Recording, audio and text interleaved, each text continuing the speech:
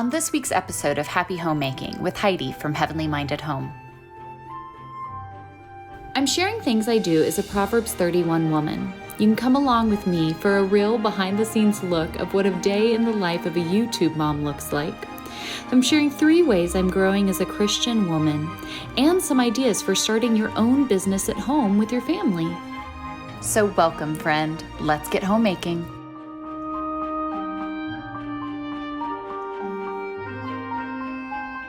A year ago, I did this video right up here about things I no longer do as a Christian woman. And this year, we're gonna follow that up nearly 1 million views later. And I'm gonna share with you the things that I purposefully do as a Proverbs 31 Christian woman.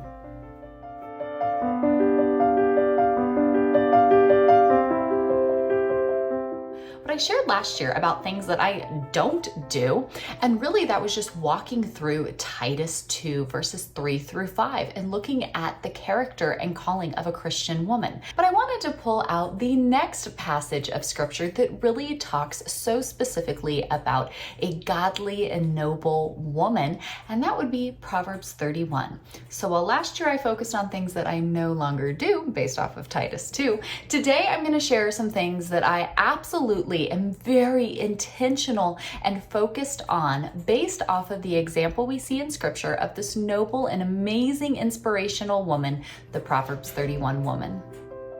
Her husband can trust her and she will greatly enrich his life. She brings him good, not harm, all the days of her life. I make sure that I have my husband's back. We are a team. We are on the same page. We spent way too many years of our marriage, now 20 years in, not on the same page, almost coming to head, against one another, not being in the same kind of mindset and understanding when it came to our priorities, our financial goals, how we're going to spend our time, how we work and do things as one unit. She finds wool and flax and busily spins it. She is like a merchant ship bringing her food from afar. I am mindful with menu planning. I think there is so much wisdom here found in these verses. The power and impact of being dutiful in your menu planning can reap one of the greatest harvests and rewards that you could possibly have, our health. And so being a Proverbs 31 woman to say, I'm going to be mindful with our menu planning. And so it's so important to be mindful and intentional with our menu planning, finding things that are nutritious, that are building up our health, and are working with our budgets as well. She gets up before dawn to prepare breakfast for her household and plan the day's work for her servant girls. I live by my systems. Morning, afternoon, evening, there is a system. It gets updated and changed in different seasons of life, but these core home systems really keep everything moving. These core home systems are really important and really do set the tone of the home and create that launch pad for my ministry, my family to jump off of each day and really make the most out of every opportunity the Lord puts before us, versus everything being chaotic and all over the place and stressful and overwhelming. Nobody wants that. And so core home systems are a huge deal. She goes to inspect a field and buys it. With her earnings, she plants a vineyard. She's energetic and strong, a hard worker. She makes sure her dealings are profitable. Her lamp burns late into the night. Her hands are busy spinning thread, her fingers twisting fiber. She makes belted linen garments and sashes to sell to the merchants. The topic of cottage industry is one of my favorites in the whole wide world. And so be sure you watch later this week for this video right up here where I go into a lot of detail with ideas and things for this. It's really important to see here that there is great value in a godly woman at home who is industrious and making the most and doing different creative, ventures to help out the family as a whole. And in no way creating this narrative of her husband relying on her to be that second income, her being out there being this career woman, them doing all of this because they're just trying to consume more worldly goods. We don't see anything like that, but we do see a virtuous woman who realizes the impact that she can have with these little ventures and things that she puts some thoughtful intention into. She extends a helping hand to the poor and opens her arms to the needy. I try to always find as many ways as possible to be giving, to pay it forward. There's many different ways that we can serve, and being generous, having that generous spirit, that heart that's willing to serve and to give and to help others is so important to have. And then also including our children right alongside of us in this, they learn these traits and values and see the importance of being giving. That's so important and definitely something our world needs a little more of here today. She has no fear of winter for her household, for everyone has warm clothes. She makes her own bedspreads. She dresses in fine linen and purple gowns. I am very frugal with our home needs, doing so in a very mindful and intentional way to serve your family and serve it well, while still watching how much you're spending, how much you're consuming, how much of a priority it's taking up in your lives and everything like that. It really does make such a difference and such an impact. And then I can sit back and know it's all right because we all have what we need. I've got a system, I work through it, and it works out fantastic. Her husband is well known at the city gates where he sits with the other civic leaders. I know this is the opposite of what so many today, even within the church, are doing and saying and just showing by their example. But I lift up my husband. I want to be his cheerleader. I want him to succeed in his endeavors. I want him to do great. The power of a godly woman there to support, encourage, and lift up her husband can literally do things like you've never seen before. I'm here to be your partner, right? Like, we're here, we complement each other, and he has many amazing things that he does for me, but this is my thing that I get to do for him. She is clothed with strength and dignity, and she laughs without fear of the future. When she speaks, her words are wise, and she gives instructions with kindness. I prioritize my discipleship. We talk about this so often around here. Obviously, it's why we're doing biblical womanhood. It's why we have so many of these videos and everything that we do. I love sharing and pray that this can be a way to encourage and equip you to do the same, to understand that your walk with the Lord directly impacts everything, right? That's what's going to help heal you. That's what's going to grow you. Everything is going to be impacted by this. When you are filled with that, you have that true strength and dignity of Christ, and you're living that out.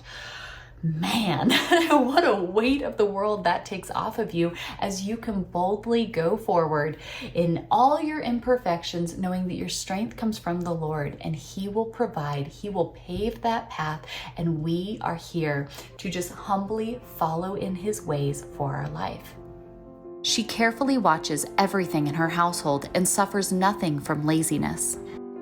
I find it very important to balance work and rest.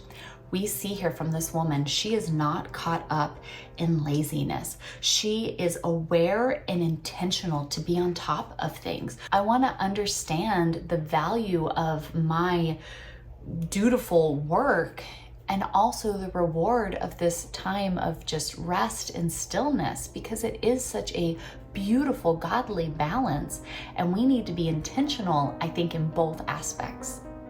Her children stand and bless her. Her husband praises her. There are many virtuous and capable women in the world, but you surpass them all. So for me, I have 4 children, ages 6 through 19, almost 20, I cannot believe it.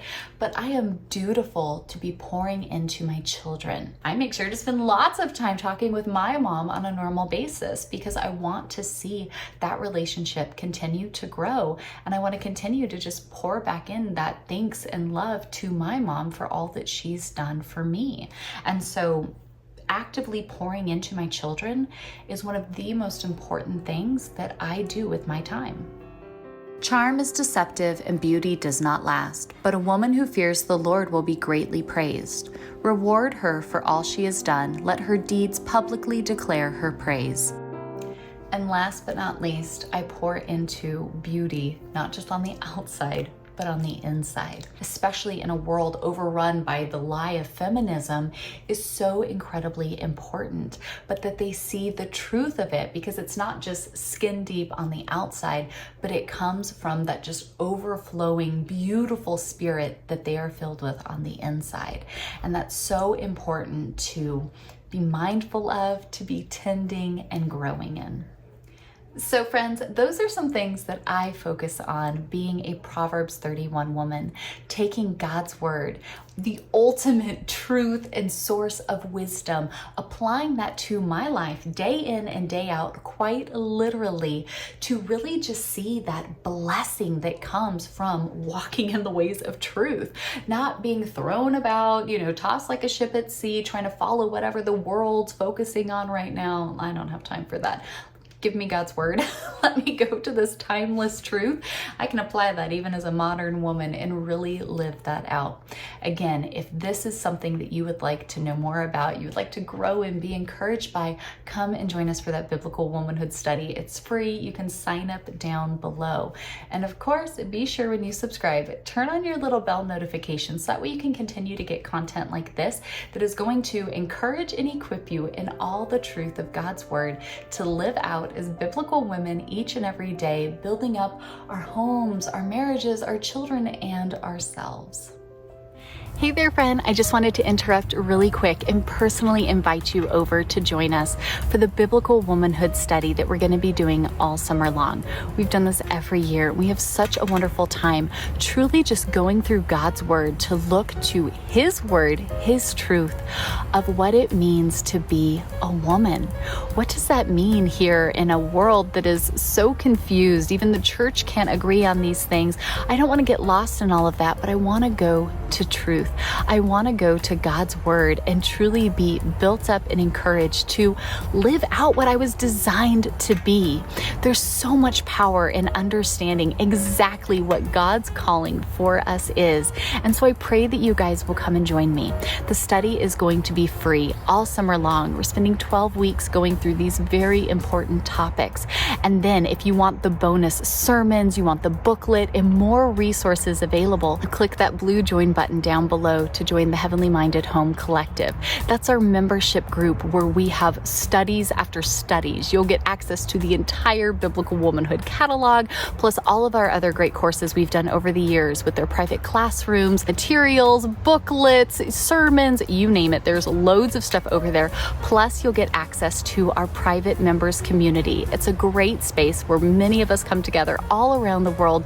We can connect, we can share, we can lift one another up, ask questions, and really just be a great space of encouragement and fellowship. So everything is going to be linked down below. I hope to see you guys here this summer for our biblical womanhood study. If you have any questions at all, just let me know. But otherwise, we're going to get started here soon, and I hope to see you there. Good morning, friends, and welcome to the oh so glamorous day in the life of a YouTube content creator and what it actually looks like. I need more coffee.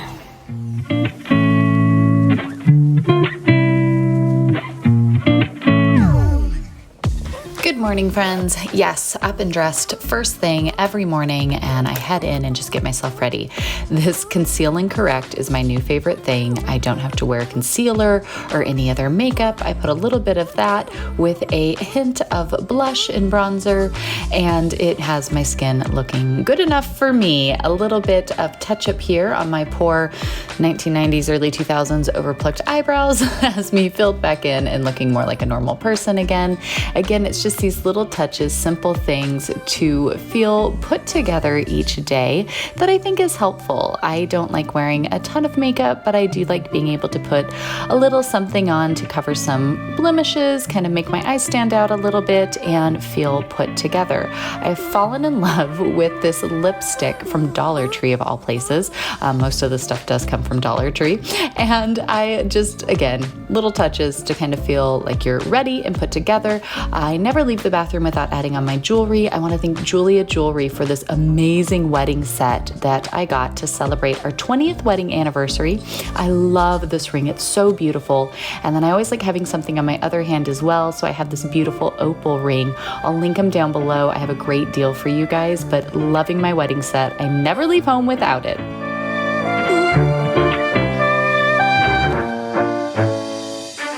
So now that I'm up and ready, the fun comes of this is the state of my house right now. I'm telling you, we have been so busy. So much is going on. Like, this is the reality, the behind the scenes that I think most people don't want to show, but it's truthful. There's so much going on right now. You know, like my regular life, but then products and sponsors and things that I haven't gotten to, new projects we're working on. There's all these things that just happen. And sometimes when you're trying to balance such a full schedule, they can really add up on you. So I got some coffee, headed to my office so I could sit down and get some computer work done because there's all of that out there waiting for me. But I have found that if I take these little quiet moments in the morning before the whole household gets going, I really can focus myself and jam through some of the more tedious jobs that I have to try to get them done.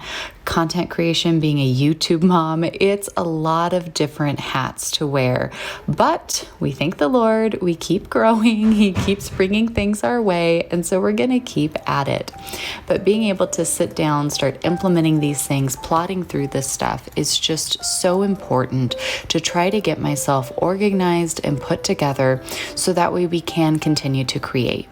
We believe in what we do so much. Hearing from you guys, seeing that things are a help and a blessing in your lives are such an encouragement to keep moving forward, to keep working on all of this, keep putting it all together. It just sometimes takes a moment to be able to filter and lay it all out and get it all going.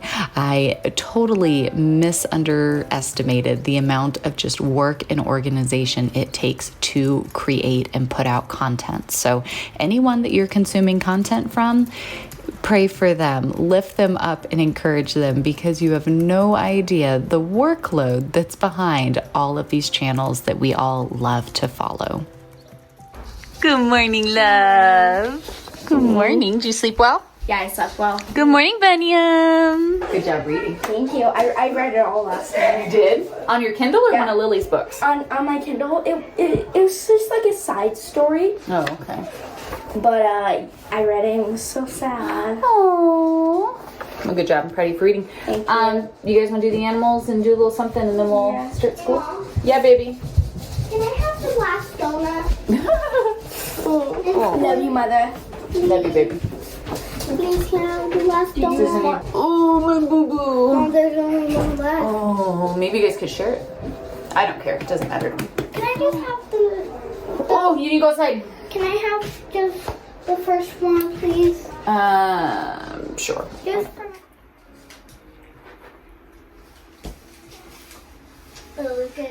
Gigi, what stood out to you most about that chapter? About the billions of people. How many left, right? Yeah. So remember with Moses' generation, they had killed all the little baby boys. So that means there was probably far more women than men. And there were 600,000 men. So at least another 600, if not more, like 1.2 million women, plus all the children, right? But it would probably make sense that there were more women than men after that. So that's a lot of people. We are on we're into that next portion, right? Remember? All right, we're into part 4, the stockade. This is the narrative continued by the doctor, how the ship was abandoned. And there was a few lines of Protestant kings, but then, if I remember correctly, the king who eventually inherited the crown was a Catholic. Like And that was this guy? that was this guy. James II? James II was Catholic. Okay. And the people had already fought so long, and England really was becoming a Protestant nation, that they decided to invite over Queen Mary, who I believe was it was either his daughter or his sister, His and daughter, her husband, his daughter Mary II. and her husband to just come over and depose him, because they were good Protestants. They were Protestants, so why not just have them inherit England? And that's kind of what happened. If I remember correctly, there wasn't really too much of a fuss. They showed up and just took the crown, and everyone was happy because they were Protestant. And so it says the two ruled as joint monarchs of England, Scotland, and Ireland until something. I can't read any further. All right. If it's yours, it needs to get put away. Where do the banana? What we eat for lunch? This. So now the fun comes to get our house back to ready. I do believe so much in keeping a simple home, minimizing as much as possible. I get our monthly order in from the wellness company. We love having natural home products. I get everything in, sort it out, put it away. Now I can go through all these extra things that have been sent in that we have to do reviews of, getting all the packaging cleared out, our regular home things that just end up cluttering up everywhere. Having a system to go through and effectively get everything back to ready, nice and tidy, really makes such a difference so that we can go on with our days, because now I have all of these old beautiful treasures to start to deal with. Then I also need to get stuff listed for the resale stuff that we're trying to work on to get some income coming in. And so my mom brought me this array of amazing pieces, and I need to kind of sift through and see what it's worth, what kind of value we have here. Some things are very special that come from my great grandmother, and so those will not be getting resold. I will be holding on to those. But I need to kind of sift through this so I can separate the things that need to go to get listed and sold, put those off to the side, things we're keeping off, cleaned and put away. Check off all the boxes. Our goal here is I really am trying to get my computer work done in the morning.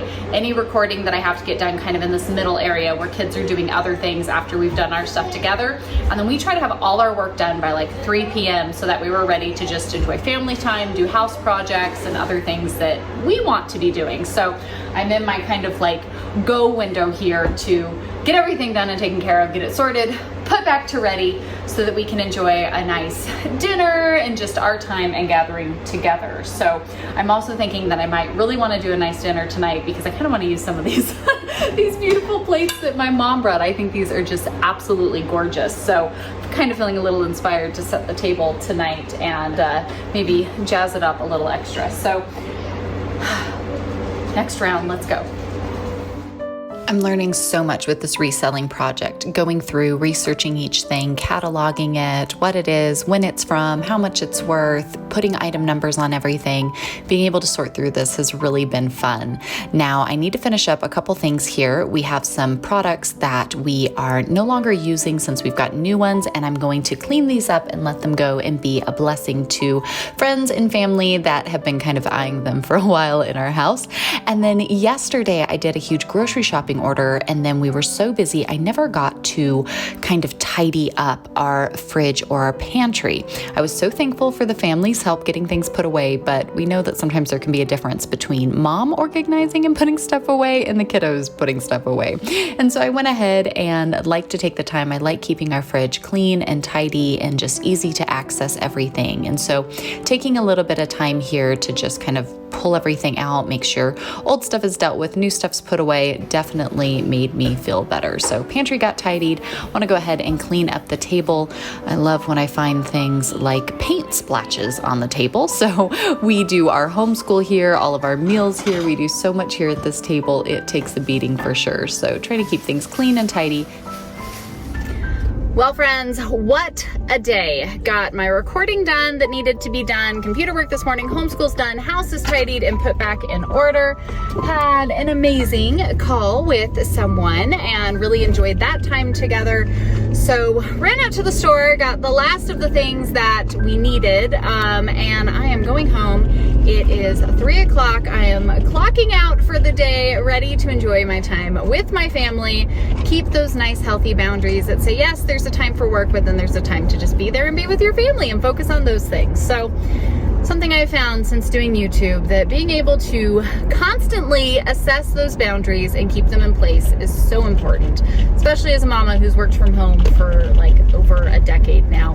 Really important thing to keep some balance there with that. So day in the life of a YouTube mom, doing all of the things. That's what my day looked like today. I'll probably do a little editing with a cup of tea maybe tonight, spend 20 minutes or so if I have an opportunity to do that. But otherwise, had a great day. Hope you guys enjoyed hanging out with me, and you know it. We'll see you in the next one. Bye, friends!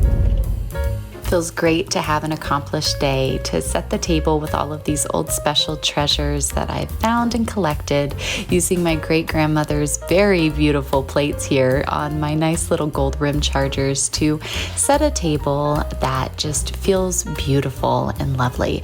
It also doubled as a great photo opportunity for these items that are now in our eBay store to be sold, so that way they can go and be a beauty and a blessing to someone else's home. Dinner's about ready, and I'm out of here. Remember to come and get your Heavenly Minded Homemaker Planner. This is 93 pages of downloads for just $5, customizable to fit your home needs. There's biblical womanhood scriptures included. You can see the biblical holy days all year long, Passover to Passover, with seasonal designs that are beautifully watercolored, so that way you can use the multiple inserts to fit your home, your needs with the Heavenly Minded Home Homemaker Planner. Grow as a Christian woman is so incredibly important. And there are 3 things that I think we should all be doing today to truly become better Christian women.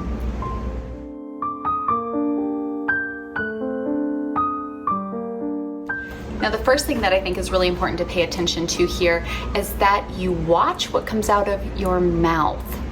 This one is really important, and I think often overlooked. We know that we don't want to be gossips, right? We understand that that's really important to not just be talking about other people and gossiping with others, but sometimes it can be a little bit more difficult in practice versus, knowing that it's not something that we should be doing.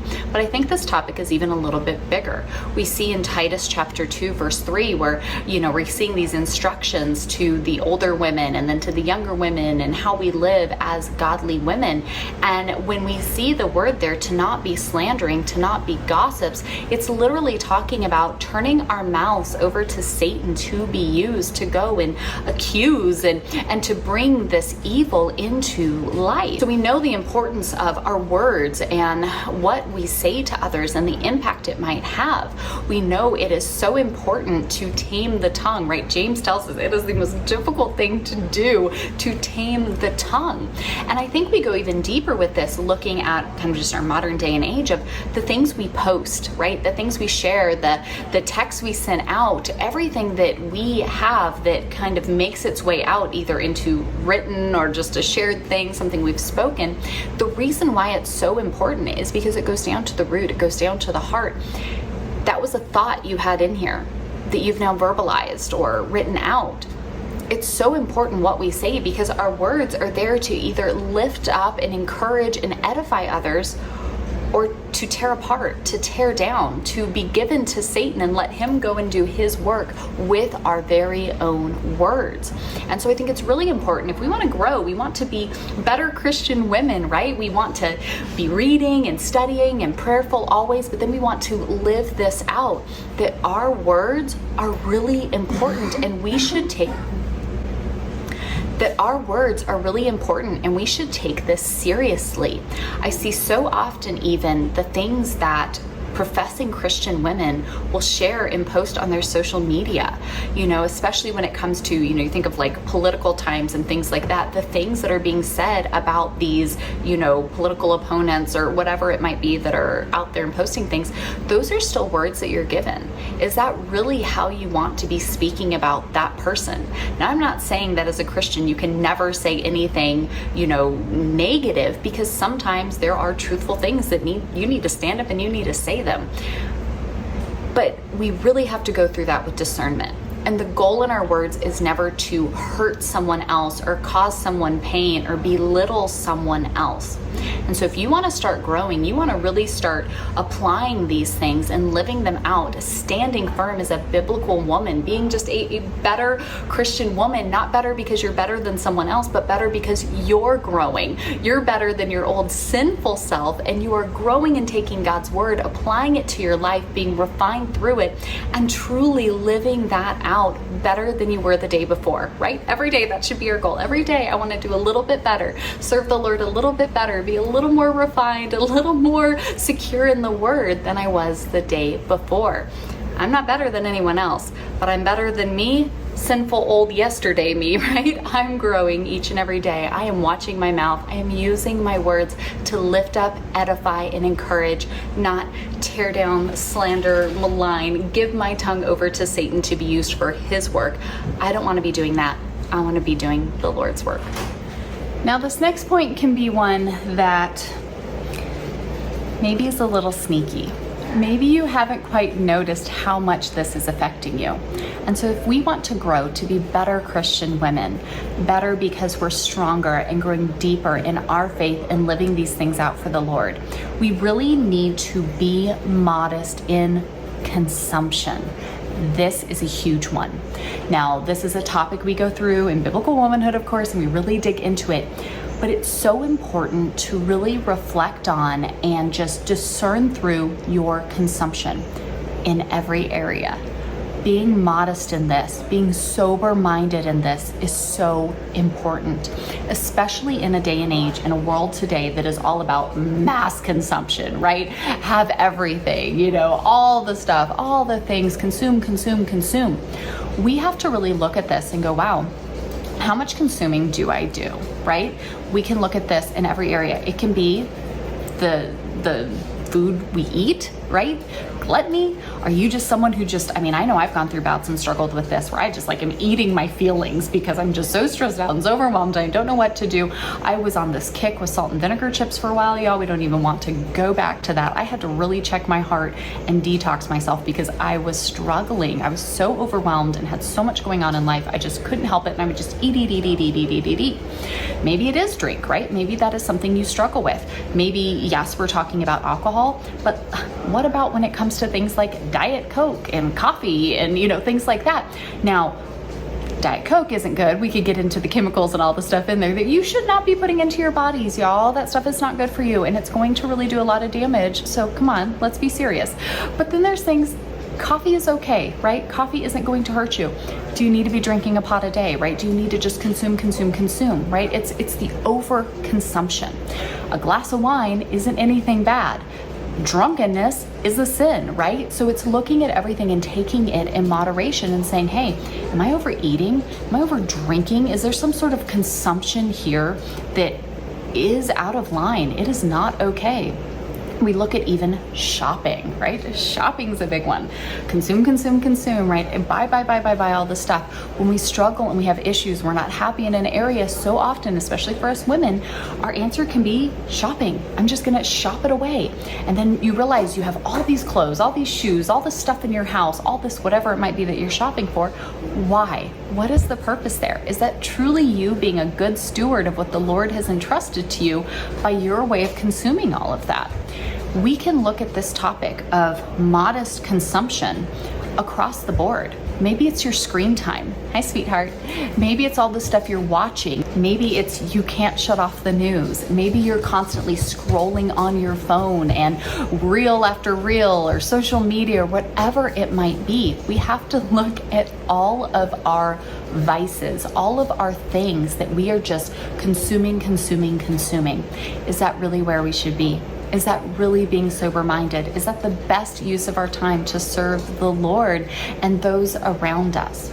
Now, of course, I'm not saying that there's anything wrong with necessarily any of these things we've spoken about, but it is the overconsumption, the obsession, the I can't put it down, the quickest way to test yourself against idolatry, if you have any of these areas in your life that you're like, wow, I can't put my phone down, I'm obsessed with this, I watch everything, I read everything, whatever it might be, the best way to check your heart against idolatry is these areas where you're feeling some conviction and you're going, ooh, I don't know, I do that a lot. Cut it out for a period of time, right? A week, a month, whatever it might be, and say, hey, you know what, I need to set this off to the side. I need to discipline myself in this area and kind of close this up a little bit so it's not that. And that time, that period where you walk away from it is going to probably show you pretty quick just how much of an idol that is in your life. Because if you're not willing to give it up, that's a huge issue. If you go ahead and you try to give it up and it really, really hurts, that's probably a really great indicator that that probably has too tight a hold on you and your life. And that's an area that you need to go back to and reassess, really take it to prayer, go to the Lord's word for it and say, you know what? I need to set some boundaries here with this because I think I'm consuming a bit too much. And last, but certainly not least, growing, being refined, becoming a little better at this whole Christian woman living for the Lord, not living a life for the world, but one for God. I want to be investing in others. When we're going through this biblical womanhood study here, we're going to get into it here in the next couple weeks where we really talk about this idea of an older woman who admonishes the younger women. The role of pouring into others to say, let me help, let me encourage you, let me take a true investment into your life because I know that the only thing that comes out of this world we're in now is people. Right?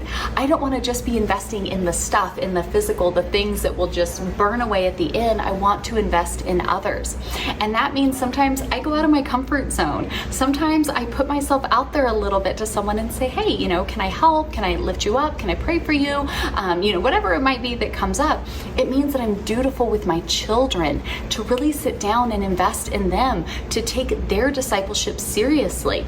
Maybe this is video we can do another day, but it is not the church's job to disciple your children. It is the parents' job to disciple their children.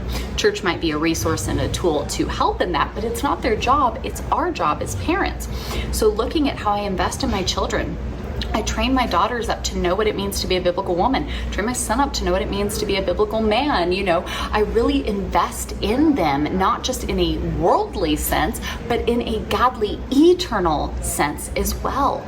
And so looking at how we invest in others, right, is really important. All of us have something that we know how to do, right? All of us have areas that we're struggling in and we could use a little bit of help.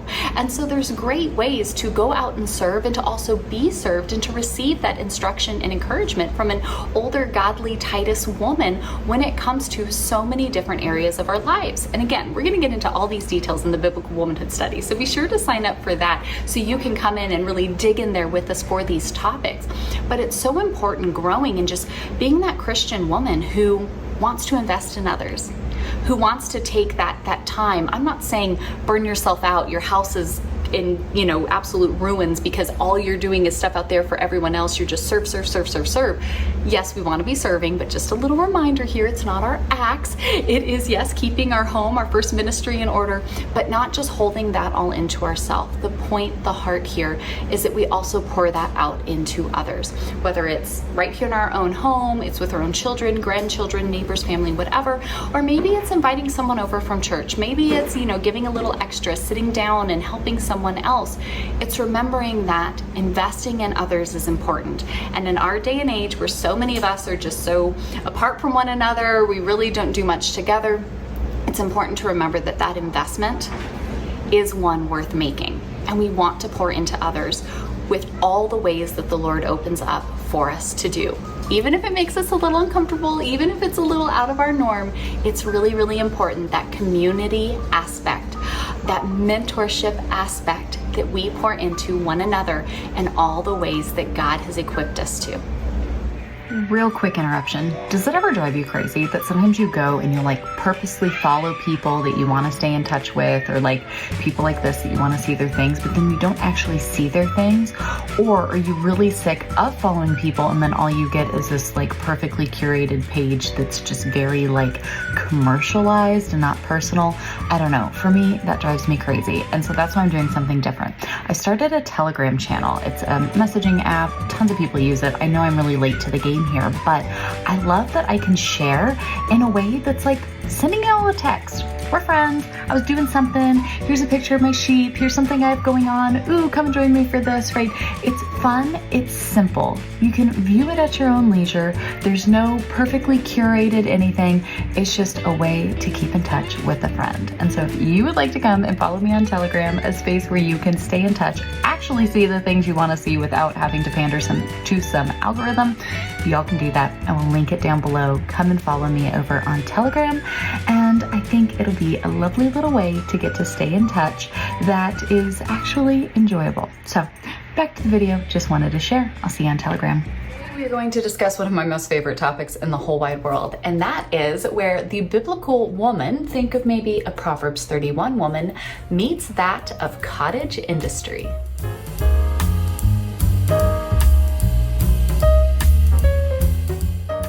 Now, the first thing I want to add, because I think it is that important, is for every woman that I hear from that goes, I'm going to have to go get another job. We can't make ends meet. Everything's too expensive. We need more money. I don't know what to do. I'm going to have to go back to work. I'm going to have to stop homeschooling my kids, or whatever it might be. The easiest way to make money is to save money.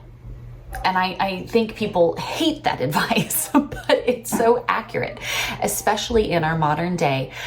A real deep dive look at where our current budget is going is so important. It is amazing the little things that add up and take our money and make us think that we're not making enough and we have no other choice but to go get a job. The easiest way to make money is to save money. And so before you do anything or think, all hope is lost, the most important thing that we can be doing is really to take a true assessment of where we're at and where all of our money is going in the first place. Maybe it's subscriptions. Maybe it's, not being, on it with a food budget. And so therefore, if you're not being dutiful to meal plan and do all of that and really be creative with what you're doing, then you're spending all this extra money. Maybe it's, just little purchases here and there. Maybe it's bigger things like how much you're paying for a house, how much you're paying for cars, extra cars, things like that. A lot of times the quickest way to make money is to really scale back because you're living above your means, or you're living above the means that you really want to get to. Everybody can make it on a one income household. The Lord is our ultimate provider. When we put our priorities in line to live exactly as the Lord has called us to, He blesses that and He allows that to work through, and we learn a lot of lessons through that. I know for me, we've been living off of no real income for years now, and knowing that the Lord brings before us exactly what it is that we need when we serve Him first and foremost, and we pursue the things that He calls us to live through, He always provides a way. He always opens a door. And if I don't have it today, it's because I don't need it today, and the Lord knows that because He is our good and perfect Father who knows what we need and provides. And so it's really important to look at that. Maybe it is time that, you sell off an expensive car and you get something, cheaper so that it can be paid off. Maybe it's not your dream car, we've been carless for years, so there's many different things that you can do to really cut back how much money is needed and allow yourself to live below your means so that way you can kind of focus and invest in other things. So I just wanted to say that first and foremost, the easiest way to start making money is to save money. A dutiful woman at home who is menu planning and maximizing and doing all of these really resourceful things, kind of like we saw here in the Proverbs 31. I mean, that type of work is priceless. The amount of money you can be saving your family and just the importance that it is for us to be educated on these things so that way we are making the wisest decisions we possibly can with what the Lord has given us is really, really valuable. A quick and easy entrance into cottage industry is to sell what you have. So many of us have excess. You guys know I love simplifying. I've done so many series here of going through stuff, getting rid of stuff, not keeping more than you need, not holding on to excess. We can start in our very own homes selling stuff, taking things that we no longer need. And now I say the quickest way is to take them and just donate them, right? Let them go. But if you're really needing to look at starting some cottage industry and getting some sort of family business going, you can really get dutiful about reselling. There's so many things that you can sell and you can make a serious income off of this. Now, it's something my husband has always actually been really good at. I've told him he's needed to pursue it full time, and we've actually been taking steps to get to that point here now. But there's so many great resources available to us to flip stuff, to resell it. Don't go out and buy a bunch of stuff. You can start with extra things in your own home, but picking up things from garage sales, from thrift stores, from, even friends and family that are wanting to get rid of stuff. All of our friends know that, hey, if you want to get rid of stuff, bring it to our house. We'll sort through it and do all of that and go and donate it or do whatever with it. It's a great way to get extra things and just sell them. eBay, super easy. Etsy is a great site, especially if you have a lot of vintage things, clothing and stuff. There's things like Poshmark. There's so many different places. Even Facebook Marketplace now is filled with so much of this, but that you can take things and flip them and resell them. So take the excess that you have right in your own home, things that you're not using. It is not blessing your family. It is just clutter at this point. Clean it up, do a little research, and get it out there, get it sold. You're going to start bringing in some money. Now, if you want to be disciplined about this, you want to really work towards this and take it seriously to flip stuff, to resell it, you can really start bringing in an extra $1,000 into your home quite simply. It really doesn't take much other than a little bit of structure and discipline. But again, these are things that the whole family can get involved in. Everybody can do this. My kids love finding stuff at the thrift store and doing some research into how much can this resell for. That's money that they can make. They can start their own little, side cottage industry here of selling these things and bringing in some real money in easy time. The next thing that you can do is you can share what you know. Everybody, I promise you, is really knowledgeable about something. There is something that you know how to do or how to work or how to whatever really, really well. Now, it might be something kind of silly and simple off to the side. Maybe it is this really cool big thing over here. Everybody knows something, and simply just sharing what you know can be a very profitable cottage industry. Now, this can look like starting a YouTube channel or having, some social media, account that you want to start creating content for. This could be something like creating a course that people could purchase, whether it's a video course that you put together and put on a platform, or it is like an ebook or some sort of like digital course like that. Maybe it's printables and planners and sheets and forms and things like that that you could create and then sell to others. Everybody is knowledgeable about something, and you can absolutely monetize that knowledge. And so I think that's something that's really important to know, that yes, we can resell things, we can do that, but you also can start a cottage industry off of sharing what you know. Maybe your family, you guys have a farm and you homestead and you're very knowledgeable about things like that. Maybe it is, you've worked really hard, you live the suburban life, but you've worked really hard to get out of debt and pay off all your stuff, right? You can share that knowledge of what you've done. Maybe you're really good at baking. Maybe you're really good at crafting something. Maybe you're really good at some sort of, technical something or rather. Maybe it comes to how you homeschool or how you handle, raising children with special needs or whatever it might be. I mean, literally with our day and age of technology, the options are endless. There's something that you are really good at. Maybe you are the go-to person for how to get stains out of any type of fabric, right? Like you are the person who knows that and knows it well. You can monetize that. Now, things like creating a YouTube and social media or stuff like that, sure, they take time. You're not going to make $1 bajillion, overnight. It takes a lot of different skills that you will learn over time to learn how to do these things. I share a whole series of videos on how I do YouTube and how I film and edit and upload and go about all of that. You guys can check that out down below. But making courses, putting together things, these are all skills that, sure, might take a little bit of time to learn how to do them, but they're not difficult. Anybody can learn how to do this. It takes time, it takes discipline, it takes effort, but those can absolutely pay off for you. Everybody has something they know about really, really well, and you absolutely can turn that into something that is monetized, that is a cottage industry that can grow and go out and produce something there to be a blessing back to your family.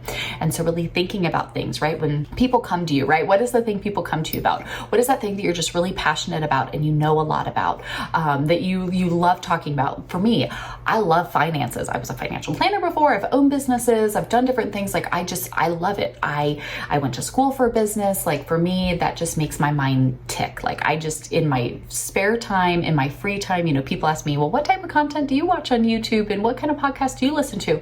Financial business ones. For me, that's relaxing. Like that's my enjoyment. That's my entertainment. Like I just enjoy, if I'm just, hey, I'm going to sit down and relax for a little bit. Let me listen to this podcast on, financial something or other, or something going on with the stock market, or something going on with real estate, or something going on with whatever. Like I just enjoy that. Even if it's not a priority in my life, like I just enjoy that type of stuff.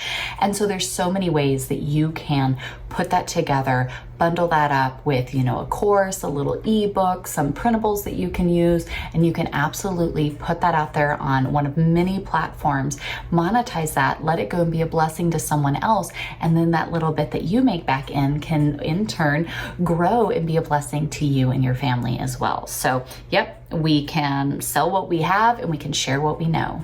Another thing that you can absolutely do is create what others love. Let me share. A friend here on YouTube, she makes these beautiful little yarn puppies. They're so cute. She makes these and sells these. She made me one and I keep it here and I think of her all of the time. Beautiful Sabrina, who I love so much. She is so handy with the things that she just makes and creates. You can make things that you know others will love and sell them. There's so many ways to create things and sell them. Of course, there's places like Etsy. You can set up an online shop. You can go to festivals and fairs. You can look at local businesses and, hey, can I put, would you guys be willing for me to partner with you and share these things through here? There's so many different ways to sell things that others love. And it amazes me, like we live in North Carolina, and every town, especially over the summer, has so many festivals and fairs. Churches have craft fairs. I mean, there's so many different outlets. And the things that people sell, that there's always a line, right, of people just lining up and buying all of the things. It takes work, it takes time, but especially if there's something that the whole family can get in, the whole family can work on tending and creating, especially if you have a very crafty family, people want to learn how to do things. That's a really easy way to start up a little cottage industry where you have some things that you can sell. Now, it's probably not going to make you $1 million overnight, but it doesn't mean you don't do it. We just met at one of our local fairs that we just did here the other day as a family, with a family who bought a freeze dry machine and they freeze dry candy. I'd never seen this. It was so fascinating. We stood there and talked to the guy who told us all about it. We sampled all the different candies, and it was so crazy. They do it for like kids with braces or anybody with tooth issues and things like that is kind of what started it, that you can now eat these candies and there's no like sticking and pulling on your teeth. It was so fascinating. It's so cool. If you've never seen freeze-dried candy before, it was really, really interesting. And he was talking about how they make it now and they just do festivals and fairs, and they sell so much they don't even offer online or shipping because they couldn't even keep up with the demand. That's how many people were buying from them. And I thought that was really cool to see these kind of interesting things that everybody can come together and do There's things that you can make that other people really love that you can sell, you can monetize.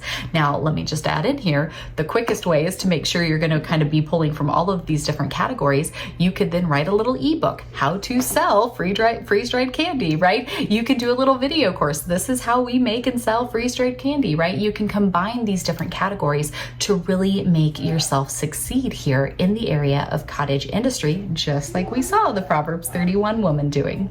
And now the last one I want to offer here is that you can market for others.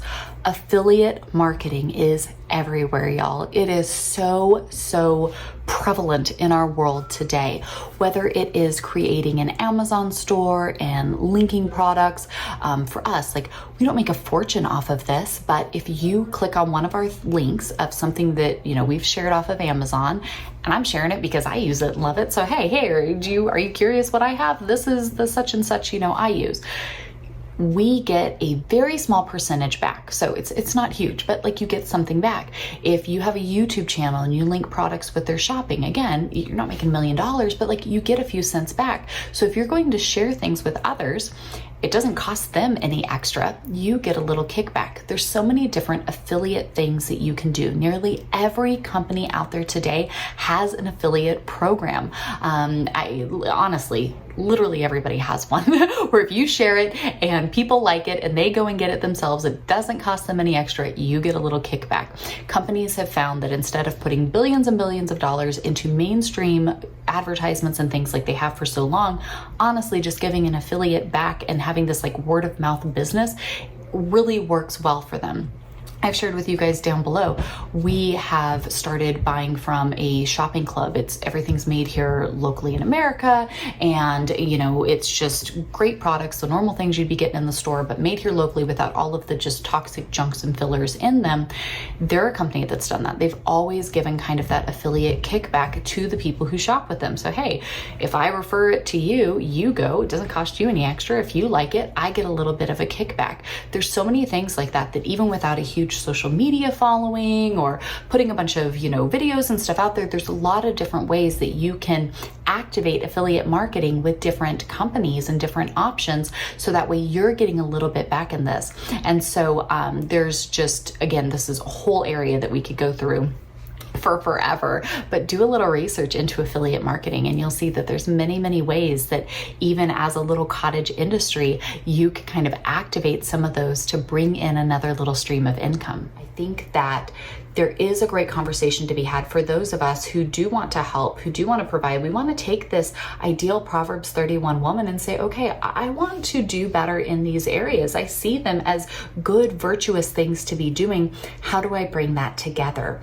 I don't want to go be a girl boss. It's not about hustle culture. You know, it's not, you know, a materialistic, like worldly thing, but it's being virtuous. It's being wise. It's pouring into good things that can be a help for my family. And so if that's something you guys want more on, just leave me a comment and let me know. We can always talk more about that. But the wisest thing is that in anything, we never rely on just one stream of income. You always want to have ideally 5 to 7 streams of income that are bringing in. We've seen this in how many financial disasters in the world that you think you're all good because you've got this great job and then all of a sudden it's gone. We know that God is the ultimate provider and He brings everything to us and we are to be His good stewards. And it is very wise to look at different ways that we can work through this to be busy with our own hands, right? We have Paul the tent maker. You know, we see all these wonderful examples of business owners in scripture, and being able to take that to work quietly with our own hands, not relying on the other system, that we may just live for the Lord in our simple and quiet lives. There's so much biblical application that we can see here. So hopefully these ideas can be a little bit of help for you here today, kind of get those wheels turning, take these things to prayer. And again, you have questions, you want to know more, leave me a comment down below. I would be more than happy to share with you. Thanks so much for joining me here for this week's episode of Happy Homemaking. Now we have extended versions of all these segments that will be available throughout the week for you to watch. Be sure when you subscribe to turn on your bell notifications so you see them as they come out, and you can access everything right here at this playlist. Have a wonderful week. We'll see you in the next one. Bye.